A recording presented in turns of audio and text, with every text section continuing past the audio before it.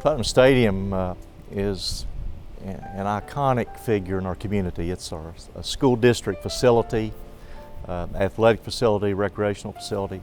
It's a place that, like most small town Americas, that it is a community drawing factor, you know. And people talk about loving to come home when they've been gone a while and seeing Putnam Stadium, seeing our high school, whatever. And they love to come and see it. We had, honored some teams last week and from 75 and 90, and many of them I'm sure had not seen the stadium in a long time. And they have a different look, a different feel for them when they look at it. When I look at it, I think of all the players I've seen since I was a small child, walking out here from around Central Park area to football games on Friday night and walking home at night, and thinking about the players I saw, not thinking that they were big stars, they're going to go to college and play, but they were Tomcat football players. So when I see the stadium, when I look at the field, I picture many of the players that I grew up watching, and even after that, players that contemporaries of mine that were great athletes here. We have a stadium committee that's been together for about 2 years, maybe a little longer, but certainly the 2 years I've been superintendent, I've worked closely with them. And fortunately, a group of concerned people, former athletes, former football players, good fans, community leaders who are interested in keeping every tradition we have alive and well. We were tasked a little over 2 years ago, probably getting closer to 3 now, to come up with a way to make some renovations to the stadium, and we quickly, after getting an engineering firm involved, quickly realized it wasn't just renovation, it was total restoration of the stadium. And ultimately we ended up now with an 11-person committee, which also includes Superintendent Steve Gilmore on the committee, which really helps with the committee because he's 100% involved and enthused about the project. Another board member on the committee, and then several community members, folks that are tied in with this stadium, and we've tried to get a varied committee so we're not just addressing it from one venue, because the ultimate result will be used for a lot of venues. And so we're trying to make sure we're capturing all that and we're not just focused down one tunnel, basically. Our stadium is over 70 years old. It suffers wear and tear every year, not just the elements of the weather, but use and so forth. We are reaching a point where we have to do something. It's not like let's remodel and make it look up to date and nice and all that, but I'm concerned as superintendent about future safety problems with the facility.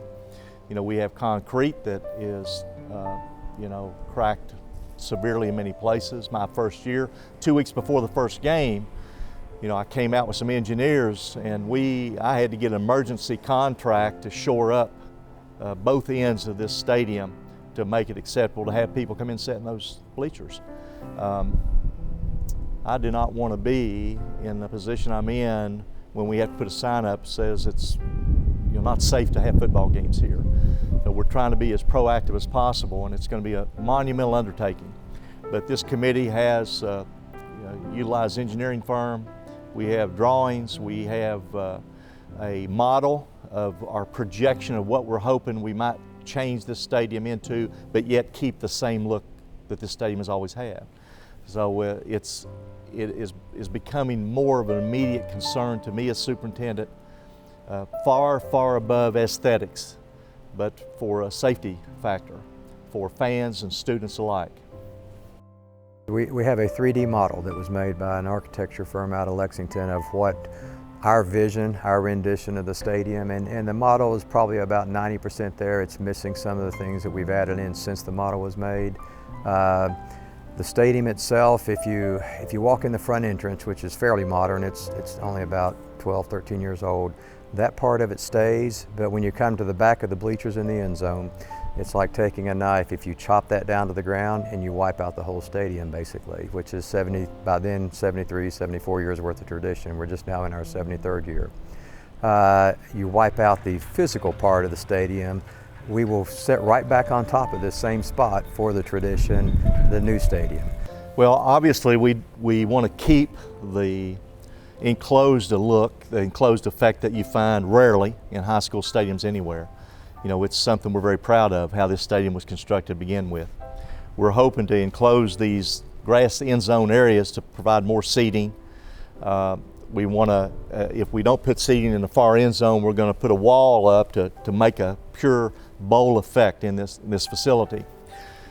Safety-wise and you know, the concrete, we have not gotten firm prices, but our understanding is, you know, many of the stadiums we visited already, many stadiums, certainly in the state over in Ohio, that have gone to the enclosed aluminum bleachers that still give you that enclosed stadium area, and you have your locker rooms underneath, storage underneath. You never see that.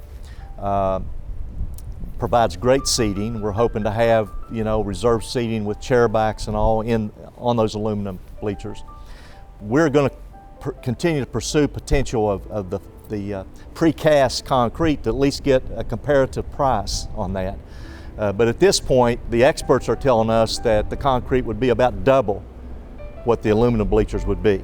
So that could very well be cost prohibitive. And we think the stadium could keep its look even with the aluminum.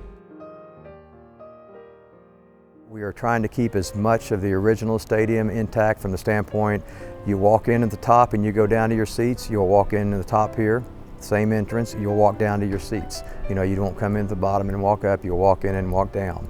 The field itself will be AstroTurf. If you look at high schools all around, even in this area, most of them, or at least half of those, have AstroTurf now. That way we'll provide for even more of a venue than just football. It'll be back to I've already spoken with the band director, the band competitions, the famous Ashland band competitions will come back as they were years ago, 20 plus years ago. Venues for graduation, it will no longer be a question unless there's lightning right then and there or rain during the graduation exercises. Just because it rains an hour beforehand, they can squeegee you off the water and you continue on with graduation here on the field. Concerts, anything else that wants to take the place here. I assume there will be colleges playing scrimmage games in here probably. It'll go back to the venue where a lot of things were done here, to where now, if too many things get on this field, it tears it up throughout the season. Now when you have JFL, the Junior Football League, or the middle school playing here, it'll still be the same field from the first game as it will be in the last game. We're hoping to put an actual brick wall where the existing concrete wall is to make that blend in with the AstroTurf and the bleachers. It would be a quicker job. It would be, we feel, a very low maintenance job in the future. And the other stadiums that have that are very happy with it. I know it's going to be a change for some people to adjust to it, but it's kind of like going into a new school. A few days or a couple games after you've played, everybody's pretty happy with what they have. And this committee has worked hard, put countless hours, and we worked many evenings with some of these experts in bleachers, in turf, and how you lay out to engineer a change in the stadium to see the very best up-to-date ways to do what it is we want to do here. Safety is always going to be the priority to me, and then make it as beautiful as we can possibly make it and keep that Putnam Stadium traditional look to the best we can. We'll have 12 championship flagpoles flying around the stadium. There will be large flagpoles with alternating maroon and white flags. Now I say 12, we have 11 state championships, championship teams, so the year of each champion will be on there, alternating maroon and white, whether it's 1975, 1990, or you just keep on going back from there. The 12th pole will be on the scoreboard end of the end zone on the visitor side. That will be an empty pole waiting for the next championship. So that's what, it's kind of like sitting in Commonwealth Stadium or some other place where the flags for the SEC fly high. Here will be the flags for the state championship teams will be flying high there in alternating maroon and white. At the top of this, the team always enters in from the end zone, the end zone top of the steps. They come in. We'll have a Tomcat statue there, actually, and that's where they'll kind of hit that statue on the way down to start the game. As you look around the stadium, not only will you have a new scoreboard now, the plan was to have a Jumbotron or a message center with the scoreboard. We can't wait 2 more years before we get the stadium up to have that. Our current one is just kind of bottomed out after so many years, so they're putting a new one in now. Eventually, we're hoping we get the compatible message center to go with it, because just as it is now, there's no advertising around the stadium.